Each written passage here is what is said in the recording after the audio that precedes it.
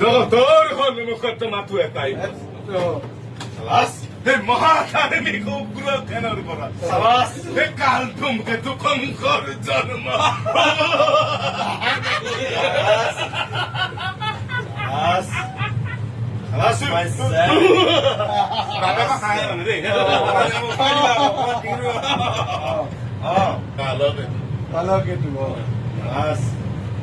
এটা কথা মোৰ পৰিছে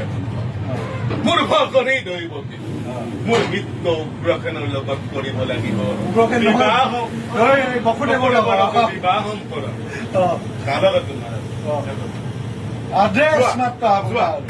কৰাগৈ বিবাহৰ আৰম্ভ পূৰ্ণ আয়োজন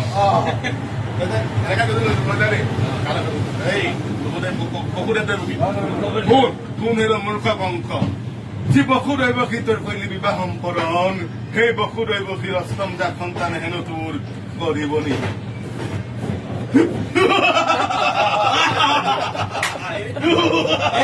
ভাল লাগিছে সি কি শুনিছো মই আকাশবাণীৰ মুখেৰে বসুদৈবকীৰ অষ্টম জাত সন্তানে হেনো এই কংকৰ কৰিব নি